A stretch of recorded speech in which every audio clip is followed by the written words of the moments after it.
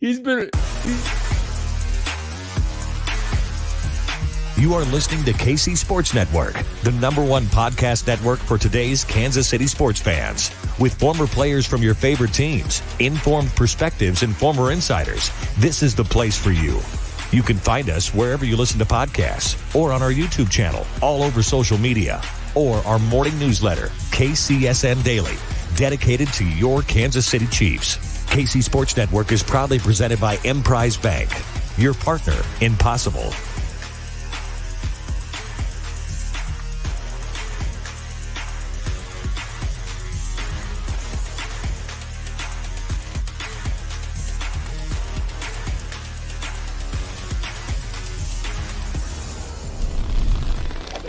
KC Laboratory, sponsored by Emprise Bank. It's a live game preview edition of the KC Laboratory presented by Emprise Bank. Nobody loves to bank. They love what banking can help them achieve. Emprise Bank is looking to say yes to those with a dream, whether it's saving for your first home, a new car, starting a family, starting a business like the KCSN Draft Guide. Emprise is your partner in possible. That is Emprise Bank. Member FDIC. It's game preview edition week. I'm very excited to be talking to my friends. First, find them on LinkedIn, probably at Matthew Lane. Are you wearing a tie on your LinkedIn profile? No, I'm wearing overalls, and my LinkedIn profile is North Carolinian farmer. Good luck. You have to figure out how to spell it exactly how I did. That's where you can now find me if Twitter does in fact collapse. Let's hope it doesn't, though, right? Like, Twitter's fun. If you don't take it seriously, Twitter's a lot of fun. It's Craig so has much been fun waiting. unless you Craig's been waiting for the demise of Twitter since he opened an account. This is true. No, this is true. You know that meme that you can find on Twitter very frequently, like the ball of fire. Like, oh yes, that's Craig right now. Which, by the way, if you're looking to stay in contact with other Chiefs fans like yourself, you should sign up for the KCSN Substack, and you get access to the KCSN Discord, which is a far superior way to talk about football with good people who know it. So go to kcsn.substack.com. It's $30 a year, $5 a month. That's way cheaper than Twitter Blue. Plus, it's not just going to die this weekend. So you can come join the KCSN Discord. Plus, you get all sorts of content. Maddie and I and Kent did a film room earlier this week, breaking down Prince Tigo and Nogo. Kent loosely there. He was there. Kent real loosely. I was that guy in the group project. He was there. So, no, anyway, it was good. It was a really good time. Late, stayed late or left early. I mean, it was that was a great job, Craig, because I took a video, like I screen capped a video on my phone to tweet out, like, hey, if Twitter collapses, make sure you sub to KCSN and come to Discord. Now, when I do that, it's just going to look like I'm copying you. So way to get ahead of the game, buddy. You're on top of it. I'm just trying, man. Just trying. Okay, this is going great. I love how people are taking the Craig is great mantra and cutting it down to an acronym. It's just CIG now. I love it. And continue to throw those up whenever they pop up, Jordan. This is the game preview edition, but obviously, like, I think we can take some of the news that has happened today and go kind of meld it all together, right? So we'll start with this. Mecole Hardman has been placed on the injured reserve. It's a big storyline for this game, and we'll talk about some of the ramifications of that moving forward. But Mecole Hardman placed on the injured reserve. I believe it's still that core muscle injury / illness. Don't know what's going on there. Best of luck to Mecole in healing. I mean, with the vagueness of that, there's at least some things to be guessed. It sounds like there's some hope that he'll be back though. But initial thoughts with Mecole being out, Matthew. Positive. I guess it's a good thing they traded for Kadarius Toney now, and you have somebody that can very much insert essentially 1-to-1 in that role. We didn't see Toney really run the vertical Mecole routes. Toney's only actual real vertical route, I guess, was the sluggo. He did run on the 2-minute drill in the first half, like a deep over as part of a play action concept, but it was completely blanketed. So they will be missing some stuff. Like Mecole does run a lot of their deep overs and a lot of deep corner route. He runs wasp for them now, that deep kind of post corner. He does do some vertical stuff. It's just not straight go routes. Thankfully, they have a guy that can fill into those shoes almost immediately in Kadarius Toney, right? They went out, they traded for a guy that maybe has a role beyond just not only this year, maybe has a role beyond the Mecole Hardman role. But in the meantime, when this injury coming up now that I don't think they were aware about, you do have that one-to-one replacement waiting right now that you already got some reps in this past week. So that's probably the good news of the whole thing.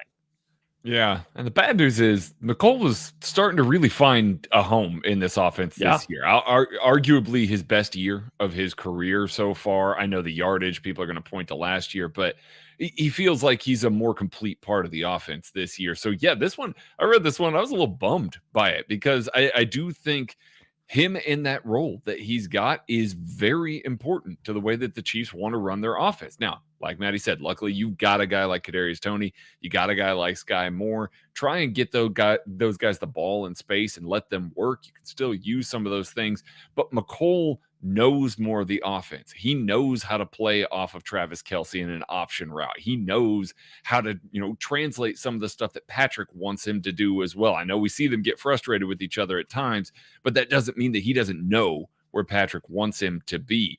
Now you got a rookie out there. Now you got a guy that's been here for 3 weeks out there. There are going to be some understandable growing pains as they get more integrated into more of the offense. So I don't just expect that it's going to be those two guys because it is going to be kind of a committee sort of thing here. And they're really going to suffer without Mecole there. I hope he's back. I can see the role for him in this offense paying off in January, February, as far as the Chiefs go. The team is going to need him. I hope that they can get him healthy and that this isn't a long-term thing because he's been playing through injuries so far. So this is one of those that you look at and you're like, man, I hope it's not too serious to go on IR at this point. It really sucks in a lot of different ways because there have been some very big bright spots for him in a big year for him. I feel bad for him because it's his contract year too. Yeah. And that's always like this dude's out there trying to get a contract and they feel like they kind of found a groove with him with some of the stuff that they've been trying to do with him recently. And so you have all that, you combine all of that stuff there and it's just, it's a bummer. It's a bummer for a guy that's trying to earn a big contract next year. And on the field, it's good. Good thing that they grabbed Kadarius Toney because I do think that there's still a lot of things that he can do. But one of the things I'm thinking about too is just like it's one of those. It's not one of the major pieces, but it's a piece that I keep thinking about that we probably should value a little bit more than I pretend I don't. Punt return game. I know Kadarius Toney's gotten some opportunities and he looked great, but you're thin there again. There's really not a guy behind Kadarius Toney. I think him and Mecole are the two very logical options, and it's been a struggle for Sky Moore to this point. So, it's a bummer. I feel bad for Mecole, and hopefully they get him back towards the before the season ends because, they're gonna need him. They need everybody that they possibly can for the home stretch. Well, and this is kind of I was going to say, this is one of the reasons that you probably would have preferred to see the Chiefs work Sky Moore into the offense a little bit more throughout the early part of the season. Like maybe he's not ready. Like, right. We have to just completely accept the idea that maybe he is just simply not ready to play right now. That is entirely a possibility, but he was always one wide receiver injury away from having to play some reps for this team. Now, the addition of Toney kind of helps mask that a little bit, but you're still talking about dealing with a guy that's been in the building for less than a month, replacing the most tenured wide receiver in the entire room. So someone that's been here since training camp and has had, half a year now within the system, you would kind of hope that he's gotten a few more reps, live reps in real games under his belt by now to help Kadarius Toney take over this role. Like, this is one of the issues you have with saving a guy and just letting him only develop and practice and stuff waiting for next year. And again, fully accept that he might not be ready. It's just when you're walking into this game now you might have to rely on him more than you would anticipate over the next 4 weeks, especially as we're about to get to this week when you don't know what's going to happen with the rest of the wide receiver room. He's going to have to play. You will just wish he had more reps going into this by now, that the Chiefs kind of forced him out there, did a little bit more trial by fire, like a lot of other teams have done with their rookie wide receivers, instead of kind of holding him back to develop, protect, whatever it may be as it's going on. Hit the like button, hit the subscribe button if you are watching this. We appreciate it. It helps us grow this channel. It's good for every, if helping Chiefs fans find it too, helping other Chiefs fans find it as well. So let's kind of go. We've talked about Mecole a little bit, I think that's a big play. That's one of the storylines of this game. But okay, now how do you replace him? How do you probably replace Juju Smith-Schuster, who appears to be out? Marquez Valdes-Scantling, I believe, was a limited participant again today. There's a lot of question marks on in the receiver room. Mecole Hardman added, as part of that, obviously, as well. The Chiefs might be pretty short-handed at the receiver spot, Maddie. Oh, yeah, they're definitely going to be down some guys, right? I don't think there's any potentially about it. Like, they're going to be, but we did see them go into the, last week's game, and they came, they were able to go in to play the Jaguars. And yeah, Juju Smith-Schuster was available to start the game, but once he left, the Chiefs were able to still get it going, right? They were able to deal with this kind of skeleton crew of a wide receiver room. Essentially, this looks like the same wide receiver room. You're not going to have Mecole. It does not look like Juju Smith-Schuster's trending towards playing. So you kind of have the same guys. The biggest one to watch, we talked a lot about the Mecole Hardman role and those guys. Justin Watson, obviously, he's playing a lot of snaps. He has been playing a lot of snaps for the Chiefs. He has, I think, the lowest yards per route run on the Chiefs, but that's neither here nor there. He is out there, though. He's out there, he's playing, and he's a guy that is likely to get some of these reps that are going to be surrendered with Juju not out there. He's got that big body. He's a different style of receiver, but they can use him in the same way, just in terms of he can block a little bit. He can go in there and run across the middle of the field. So I'm interested to see how many of those snaps go directly to Watson, how many of them do go to someone like Sky Moore, like Marcus Kemp, who was brought up fun from Andy Reid. Like, how does this get spliced out going forward? I think Watson's going to see the biggest uptick, but he was already playing a fair amount. I mean, you guys knew that Marcus Kemp was getting called up immediately, right? When you saw the Mecole news, and obviously the Mecole spot, I know a lot of people have asked, who are they going to elevate? Is it going to be Marcus Kemp? It's Frank Clark. They had a roster, exemption for him. They were going to need to cut somebody from the 53 before the end of this week, so Frank's just going to directly slot into that. Marcus Kemp's going to be a practice squad call up. Has to be. Like, they're going to bring him up. He's probably going to play some offensive snaps, but I think it's going to be more 12, 13 personnel. Well, we'll see about 13, but more 12 personnel for sure. And that makes sense, because replacing Juju, you want a guy that can operate in the middle of the field, be a little bit more physical, try and shield off some of those defenders and, win in all the areas of the field that Juju does. That's going to be probably, based on the wide receivers that the Chiefs have on their roster, the best suited fits for that are guys like Noah Gray or Jody Fortson. Now, certainly not to the talent level of Juju Smith-Schuster, but the rest of those other guys have more dynamic skill sets, vertical skill sets. They're going to be looking more downfield, operating in that intermediate set of the field, especially since Derwin James is probably going to be covering Travis Kelce for most of the game, as he should. It makes a lot of sense to have another guy working off of that second level of the defense, these linebackers that aren't great in coverage. So show up, have some of those bigger people on the field, and dare them to cover your secondary tight end with one of these linebackers, because I think that's a matchup that the Chiefs actually win a little bit more. So maybe a big Noah Gray game, maybe a big Jody Fortson game this week. One thing I think about, and I believe it was the Chargers game where they ISO'd Travis Kelce on the backside of the play of the formation, and the Chargers threw two guys into the boundary with them. And they just mugged him like he was a gunner on special teams. Was that the Chargers game? Am I remembering correctly? They put Khalil Mack out over him plenty of times and just had him throw hands until he was released to a secondary player. I thought it was the Chargers game the last time around, but the one thing I'm thinking about is just maybe Travis Kelce's your ex this week. Maybe you're playing him a little bit more out there, a little bit more. Maybe you're leaning on that a little bit more than you have. Just as a change up there. And you can still 12 personnel it. I mean, you can still play 12 there with it, you can still do that. It's just, you're gonna, now Noah Gray's in the slot potentially, or whatever. And so I don't know. I think that's one thing you could look at as maybe they uptick the YISO a little bit more this week as a way to kind of help that out. Speaking of helping me out, we're going to take a break and Tucker's going to tell you about Liquid Death. Hey, sorry to interrupt, but I have to tell you about some of these strange tall boys of beer that you might see in the bottled water section of your favorite store. Well, it's not actually beer.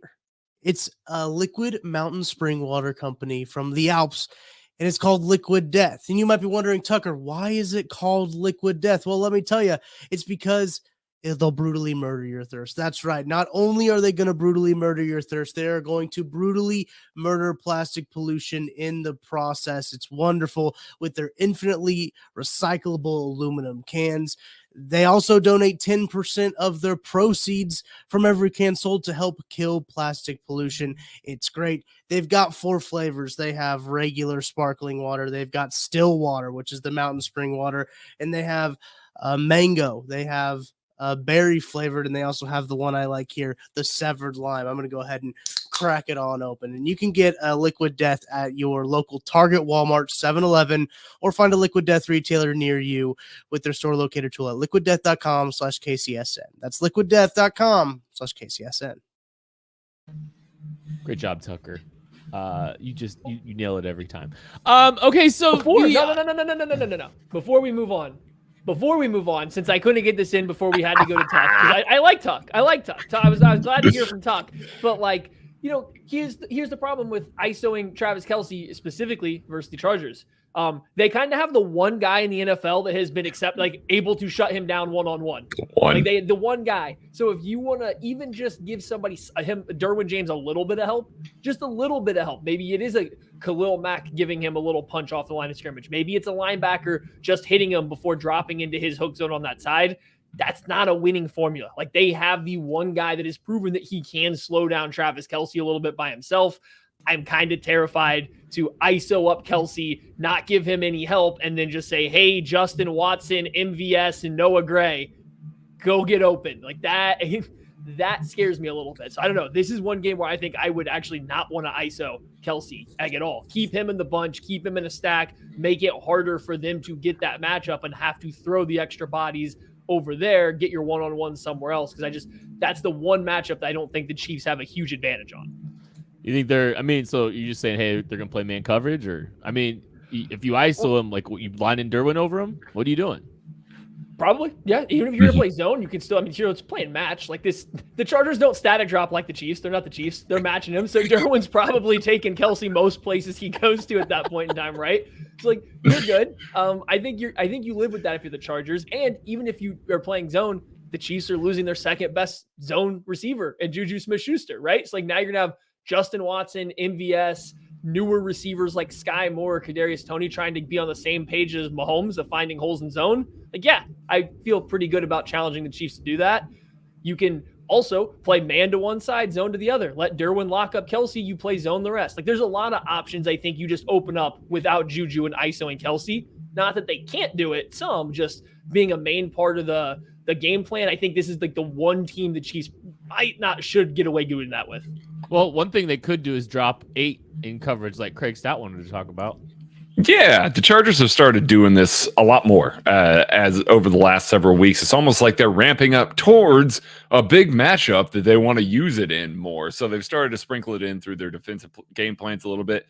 The last time you probably really, really remember teams using drop 8 in a serious way was the AFC Championship game. Do we have to go there? Cincinnati Bengals really were able to beat up on the Chiefs. Now, Chiefs are going to be down some receivers, going to be down some zone beater, receivers like Maddie just referred to there. So flooding the zone might be in the Chargers' best interest here. It really might work out to where that is the best option for them. Now, it's a lot less scary when you don't have Joey Bosa there. So if you're rushing 3, that's fine. Rushing 3 with a spy. I think if you're the Chiefs' offensive line, you're going to be fine taking that. but I do wonder if there's going to be room. I wonder if we're going to see a lot more checkdowns, a lot more, trying to get guys into space in the flat and trying to make them miss in the secondary. I am a little worried that the Chargers are going to flood the zone a little bit, rush 3, knowing that, they're going to be able to have somebody spy on Patrick and be able to keep him in the pocket and just try and do their best to eliminate any throwing lane that they possibly have here. And it worked when the Bengals did it in the AFC Championship game. It would be a big left turn for the Chiefs to see. They've seen it some this year, but a big left turn that the Chargers came out and really leaned on it heavily in this matchup. And we saw the Bills, I guess it wasn't necessarily a drop 8. It was like a drop, 7.5, maybe. Right. Like they're rushing 3 with the spy that was rotating over. And we've seen the Chiefs kind of adjust to that, but the principles are still generally the same. That spy is there more or less kind of like the Buccaneers did in the Super Bowl to just chase Mahomes when he kind of scrambled out of the pocket. So they have a couple different things they can do that isn't relying purely on a 4-man pass rush that has lost some juice without Joey Bosa since the last time these two teams played. Like this Chargers pass rush that gave the Chiefs a ton of problems the last time they played doesn't have the top guy. They don't have the lead horse there, and that matters. Khalil Mack is still good. Khalil Mack is not what AFC West fans remember from when he played for the Raiders. He just simply isn't that guy anymore. I don't think the Chiefs should be afraid of him taking over this game. I think the bigger concern, I think Craig's kind of on it, is Brandon Staley coming out, who publicly said he called the best defensive game of his life last week against the 49ers. Him doing that again and coming out with what he thinks is his second best defensive game plan ever versus the Chiefs, dropping 8, challenging these Chiefs receivers that have, are missing some guys, are missing some horsepower to beat multiple guys in coverage. Like that's something the Chiefs hopefully are prepared for. I mean, so far they haven't been that prepared for it, right? Like this is something that seems to catch the Chiefs with their pants down every time they see it. So hopefully they have an answer this week, especially knowing you are missing 1 to 2 of your go-to receivers. I mean, think back to that Chargers game. Who made some of the big plays downfield? Mecole had a catch and got forced a DPI. Like that was 2 of their bigger plays in that game where Mecole Hardman, who's now not there, Juju was still like their most reliable receiver. So, there's some issues there if the Chargers just want to play coverage and force Mahomes to beat them with his arm and being accurate the whole time. Good for Brandon Staley to call his A game against Jimmy Garoppolo. Players to watch, Craig, what you got? Well, I already mentioned him once before. I'm going Jody Fortson here. Jody Fortson appears to be healthy. We didn't see a ton of him last week, kind of rotating in with the offense. I think with Juju Smith-Schuster being out, we're going to see a little bit more heavy personnel. The Chargers are still going to counter with nickel, and that's fine.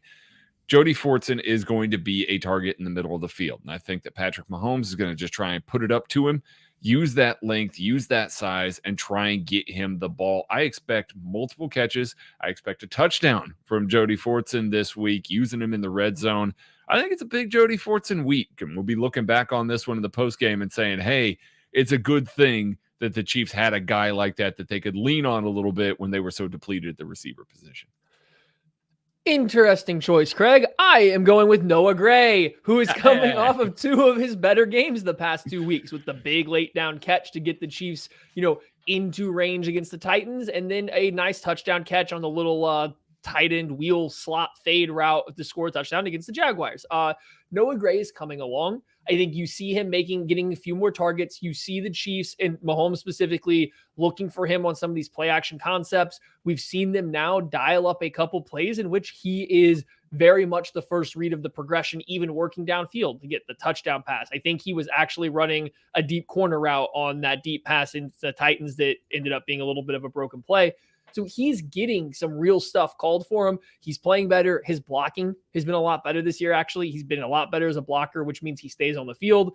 Might try to run the ball against this Chargers nickel front. Not always the best run defending team. Chiefs aren't great at it, but, Noah Gray's getting better. So I got my eyes on the other tight end. You ready for a Matty answer? No.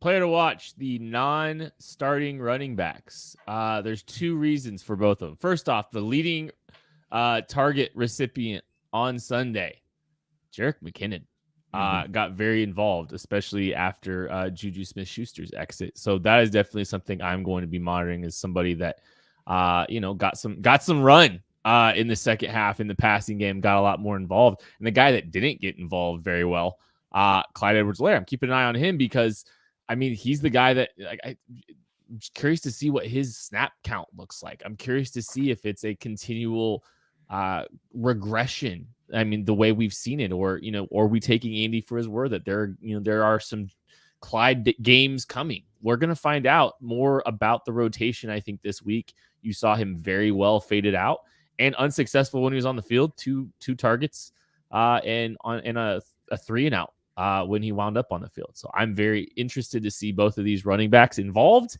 One, how much they're involved. Actually, really both how much they're involved. One in the pass game and one period.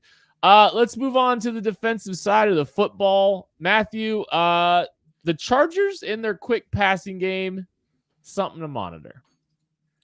Yeah, it's their entire offense. The Chargers' entire offense with Justin Herbert and Joe Lombardi is a lot of quick passing game, and it makes sense. Justin Herbert is a robot. He hits the back of his drop. He has somehow deciphered what the coverage is, who's going to be open, and he works through his progressions faster than just about any other quarterback in the league, and that's both good and bad. There are times when the ball he's going to get off of a progression too quickly, and he will miss an open guy. He'll miss one of his better players coming open late. There are times when you can see him. He'll get through all of his reads and then be like, oh, there's nothing happening here. What do I do now? And then he has to go use his athleticism, which he can still excel doing. It's just there's a reason they run a lot of quick game beyond just Lombardi. He plays a big part. So when you're looking at the Chargers offense, when things are on rhythm, when things are going well, when he's hitting the back of his drop and guys are open, it looks pretty good because it flows really quickly. It's, 5 to 10 yards every single pass. Everything goes really well. Then that starts setting up the run game.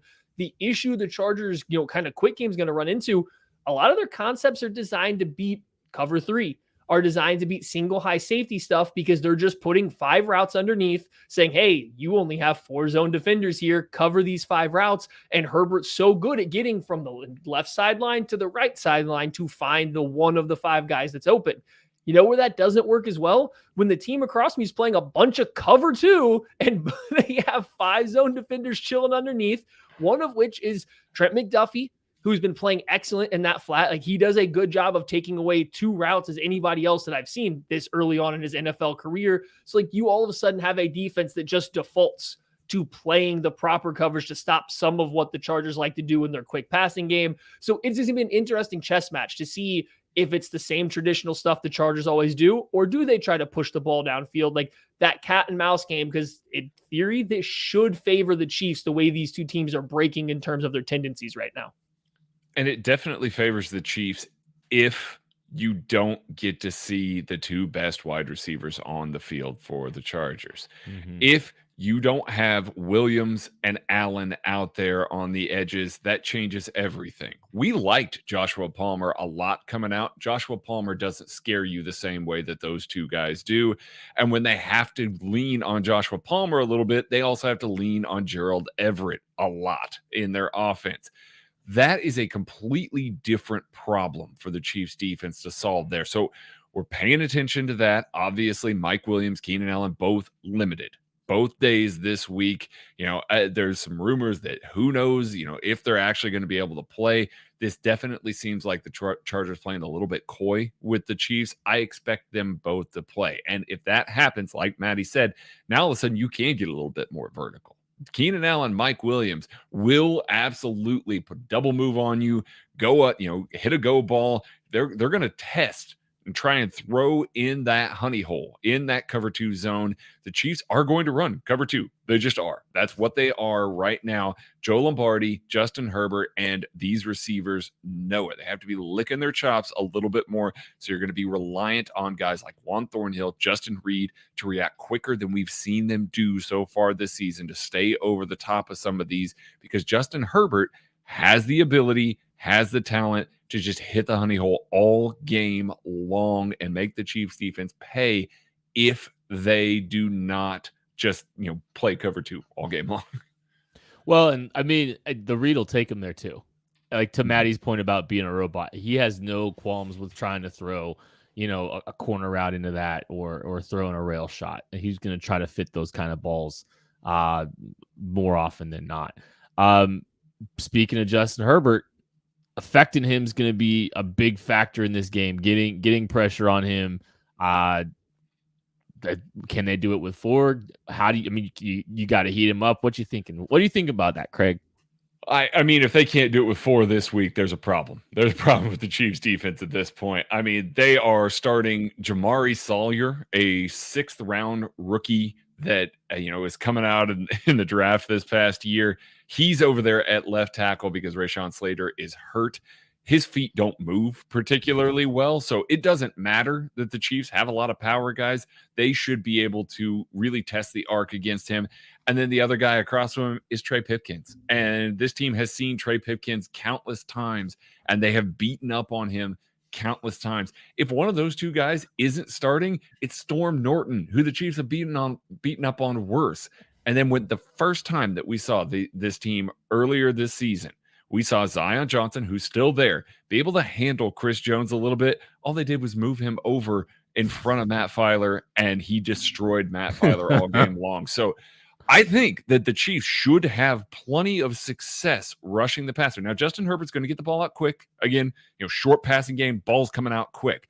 I still think there's going to be plenty of pressure from the 4-man rush. Steve Spagnuolo is going to blitz, don't get me wrong, but I don't know that we're going to see as much this week just because that offensive line is really, really weak, and I think the 4-man rush can actually get home, especially with Frank Clark back in action. Well, and here's an interesting tidbit. Sawyer playing left tackle apparently in 252, almost just under 300 passing reps, hasn't given up a sack yet. Now, this PFF stats. Surprising. Take it for what you will. Justin Herbert's really good at avoiding sacks because the ball's out quick. He's athletic. I agree. When I watch them, it looks like they're protecting Justin Herbert from death from his tackles. I think they've even actually come out and said, we don't really have time to do a lot of stuff right now because of their offensive tackle situation. So I do think that is part of it. It will be interesting. It'll be a good challenge for the Chiefs defensive ends because we talk about this numerous times every year. When they come up to a matchup that they should win, sometimes they don't do it. There's a lot of times we say this about a matchup and the Chiefs the defensive line kind of comes out and sputters. And look no further than the AFC Championship game last year when everybody was beating the Bengals like a drum and the Chiefs got pressure like 3 times, it felt like, without blitzing, right? So this is a matchup they should be able to dominate like that. I think it's key to get that pressure with 4 or at least disrupt Herbert, who does like to operate on time, who does like to operate in this very specific set programmed checklist. Because if you have to blitz, guess who's really good at seeing where you're blitzing from and putting the ball behind it? Justin Herbert. So not having to bring Snead, not having to bring your backers, and instead getting pressure or disruption with 4 is important. I think they should be able to get it, but we've done this song and dance before. And final note, Zion Johnson may have done a great job against Chris Jones in the first half. I've watched him since, and he's been beaten like a drum more than one occasion. I hope that somebody, put Chris Jones back over and just let it go again. Maybe it's just the perfect anti-Jones matchup because he's so short and squatty and grabby, and Jones likes to play so high with his swim moves. Maybe it is just a bad matchup for him, but try it again. I've seen Zion Johnson collect a lot of holding penalties this year, so I want to see Chris get another crack at him. Yeah, and I think this is, I don't know if this is going to be the player to watch for you guys, but I do think this is a Chris Jones game for sure. The quick interior pressure can really change a lot of things there. It could also force some things to the flat too. And that's one of the things I kind of want to talk about here is, look, whether it's, edge runs, whether it's just getting the ball out to the flat and look, I understand this. What's the percentage on the Chiefs playing cover 2 right now? 30%? Yeah, it's over 30%. Yeah, it's like 30%. So, but regardless, the check down, they find themselves in the flats very often. Austin Eckler very good out on the edge, a guy that on a swing route can be very deadly. Some of the edge runs that they try. The Chiefs' pursuit and tackling in the flat is going to be very, very important this game because, I've seen a lot of teams struggle to tackle the Chargers in the flat. I've seen the Chiefs struggle to tackle in pursuit to the flat. The speed of the linebackers is going to be a factor. The breaking down in tackling is going to be a factor here, I think, out on the edge. It's going to be the ability to change a 3rd and 1 to a 3rd and 4 can be very crucial in a game like this where neither team is particularly healthy. So especially with the Chiefs offensive stuff. So I'm very keen on, hey, what's the pursuit look like to the flat? What's the tackling look like once you get there? Well, here's the weirdest part. Look at the Chargers receivers. Outside of Keenan Allen, they have terrible yards after catch receivers too, Yes. right? Like they're not good players at creating yards after contact. It's essentially Keenan Allen when he's healthy, which is very rarely so far this year. And then the big one, Austin Eckler, right? They are going to put Austin Eckler outside in the flat and they're going to make guys tackle him. And the one player that gets there, Willie Gay, struggles to wrap him up. Every other player who can't get there, well, just simply can't get there, right? So that is something that is going to matter for the Chiefs. And that is something where if you are, yeah, it did. And this is something if you're the Chiefs and you're playing this cover two, you're going to have corners, presumably Joshua Williams and Trent McDuffie are going to be out there towards the flats. Then the pursuit's coming. It will be up to them to at least slow him down. It will be up to them to come up, even if they can't make the tackle, just provide enough resistance until the help does get there. That's, I think, good for the Chiefs. Both of those guys have been very good at least at making contact and not flat out missing tackles. Both have actually been pretty good at making their tackles as well. So it's a good spot for them. Where I feel the least comfortable is when it's a Justin Reed or a Juan Thornhill having to close out on some of this stuff because they have not been tackling. Willie Gay could be lumped in there too. These guys have not been tackling great. They have the athleticism. They just haven't been tackling great. So it's really matchup dependent. And I do think that the Chiefs cover two, the static cover two, as much as I hate it, once again in this matchup makes a ton of sense. Absolutely. If you got these physical guys on the outside that can tackle, like that's what Steve Spagnuolo wants out of his cornerbacks. And if you're going to lean on them so much, this is it. This is the game for it. This is exactly why you brought him in here, because the Chargers want to get horizontal with Austin Eckler, get him into some space and have him make guys miss. And he does 9 times out of 10. He is just that good of a player. But if the Chiefs have these big, long, physical, heavy cornerbacks, Austin Eckler is not the biggest dude in the world. You can bring him down with some of those arm tackles. You can muddy up his footwork a little bit by, diving near his legs. The Chiefs, it's still a challenge. Don't get me wrong. It's still a drastic challenge here, but the Chiefs have guys on the outside that can do the sorts of things to try and limit Eckler, to try and limit Keenan Allen. And that's going to be so important in this game because, frankly, the Chargers are not good when it gets to these 3rd and long scenarios. They run such a quick game, a short passing game offense. Now when you're telling them, hey, you got to get 9, they've got to adjust their routes a little bit more. They've got to change things a little bit more, and it's not quite as consistent. It doesn't look as pretty, especially when the defense is all sitting right there at the sticks and waiting for every pass to come right at the exact same depth there. So it makes it a lot easier because the Chargers don't have that vertical threat. They don't have some of the dynamic players that they can get, into space and make it work outside of Austin Eckler. So yes, it is so important to rack up more tackles for loss and more stops. The Chiefs are on pace for the most tackles for loss of any year in the Steve Spagnuolo era this year. They've really done a good job of staying ahead of the sticks. It's been real in that way. If that continues this week, I think that creates all kinds of problems for this Chargers offense. Hit the like button, hit the subscribe button if you are watching, please. Helps us grow the channel. You'll be able to stay connected to all of us if you're finding us on Twitter right now. So that's always a nice thing too. Players to watch. Let's go, Craig. Joshua Williams is my player to watch. Gotten more run than Jalen Watson as of late. He's looked really good doing it. If Mike Williams is healthy, it is a Joshua Williams matchup, a Williams on Williams, if you will. And I think that that's a perfect matchup for him. He's got the length. He's got the physicality. He's not going to be boxed out on some of this stuff. Trent McDuffie won't either. Just the length element of it will matter there. Joshua Williams has a chance to really make an impact. We just talked about him in the flat. His ability to squeeze the boundary against a big receiver like Mike Williams takes away some of the explosive play ability for the Chargers. And if they can do that routinely with this rookie cornerback, that's going to give the Chiefs enough time to get to Justin Herbert enough to where they're going to rattle him. He's going to get off his timer, and then he's going to start trying to run and scramble. And that's just a benefit for the Chiefs if they're sitting in these cover 2 shells. So Joshua Williams has a chance to really impact the game against a guy that right as of late has really put it on the Chiefs and the smaller cornerbacks that they have. Time to show up, show the big cornerback, and be really good against Mike Williams. Yeah, I was considering Trent McDuffie here because I wonder if they're just going to challenge him, like the Jaguars decided to do last week for some reason. I just wondered, but I don't think so. I think that the Chargers might be a little smarter. So I'm going to go with the return of Frank Clark. Frank Clark, the Shark, coming back. This defensive line in these past 2 games without him has been disruptive. They've been good. They've been really good. Now you're inserting their second best player back into the lineup. Is he going to come back with just being completely hungry, a little bit refreshed after 3 weeks essentially off now, and just come back ready to, go on a tear? Now, we've also seen Clark come back from time off, whether it's a bye week or an injury, and start a little sluggish as he ramps back up. So just which version are you going to get? Is there this hunger to join in on this unit that is kind of coming together at the right time, that's being dominant, and can he return to the player he was pre-bye week?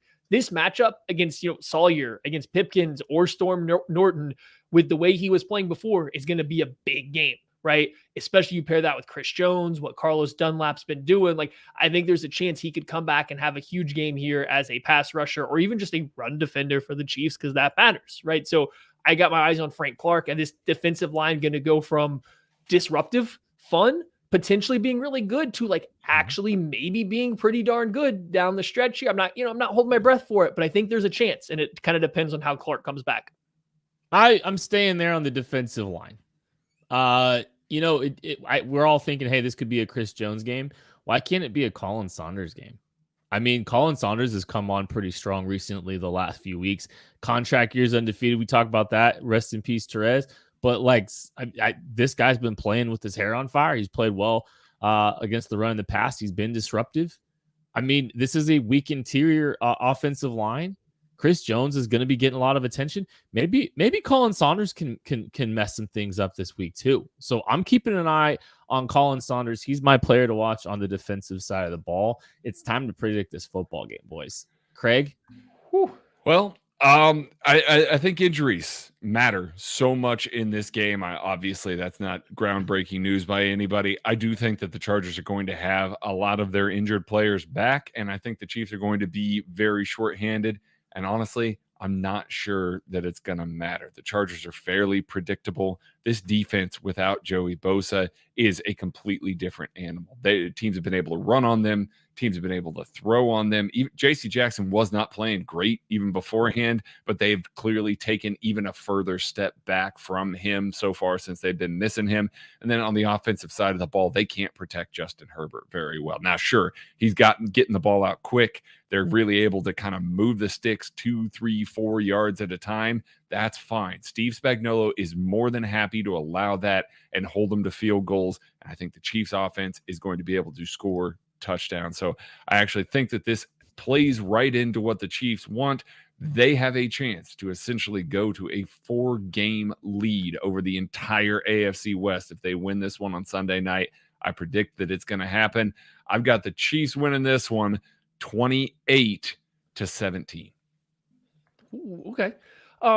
So I don't disagree. The Chargers might end up being a little bit healthier, but the one guy that's not going to play, Joey Bosa, there's a big gap. There's probably the biggest gap out of any non-quarterback in this game, going from Joey Bosa to Chris Rumph or Jeremiah Atacho, right? Like that's a pretty significant drop off, whether you're talking about a pass rusher or defending the run, because we can't forget how good Bosa is at doing that for a team that struggled a lot to defend the run at times last year and this year. So I do think the lack of Bosa is going to matter as much, if not more, than the return of Keenan Allen or the return of Mike Williams or the loss of Juju or Mecole Hardman. Like, that's the most significant injury of all of those. So I think keeping that in mind, I do think there is a path for the Chiefs offense to have success. Then I just have to fall back and remember this game to the Chargers means so much. It does every time the Chargers play the Chiefs. This game means so much to them, and it does to Brandon Staley, and I do think he's going to have some stuff cooked up. I do think you're going to see Brandon Staley come out with a very good game plan, and without the Chiefs, having their full array of still newer weapons, I don't know if they're going to come out clicking, look as good as we all want. So I think it might be kind of ugly from the Chiefs offense. The thing is, the Chargers offense is just flat ugly. It's gross. It's not fun. No one likes it unless you want to watch a bunch of 3-yard passes that only work half the time because the receiving weapons have been bad.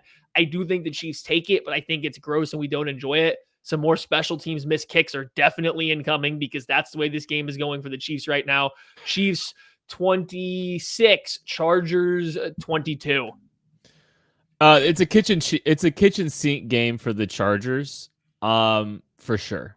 And it's a little bit of a kitchen sink game for the Chiefs, but not to the same scale. The magnitude of this game, and I'll be talking about that a little bit on the KCSN Substack, and we'll have some numbers to look at too. But the magnitude of this game is massive for the outlook of the AFC West, for the outlook of the AFC. This is one of the biggest tests remaining for the Chiefs on their schedule for the rest of the year. This is a big game to circle. I don't care who's out for the Chargers. This is a massive game for their pursuit of the 1 seed, but it about locks up the AFC West, and then we get to laugh a lot at the rest of that division because they spent $1 billion.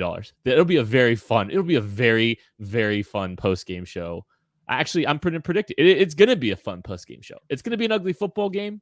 It's going to be a close football game, but the Chiefs are going to win this one 27-24. The Chargers are going to cover. It's going to be a slog, but the Chiefs are going to pull this one out. They're going to effectively be AFC West champions before Thanksgiving. So before you close it, I got a question. A big question. Oh, no. Do the Chiefs, anytime the Chargers get inside the red zone, put Jalen Watson out there on the field to play just to haunt Justin Herbert and the Chargers offense? Do they never play him except for in the tight red zone just to play mind games with Herbert and the Chargers offense? And if they do, should he just shadow Gerald Everett everywhere he goes? That's what I was going to say. If it's a long hurry up drive, yes, figure out a way to call a timeout, get him on the field against a tired Gerald Everett. Just check out a hitch flat. Just check out of it. Just check out it. Run something else. Just run something else, Justin. We know one play they're not running there. So there's that. That's going to do it for the KC Laboratory. Thank you, everybody, for watching, for listening. We'll catch you later. Chargers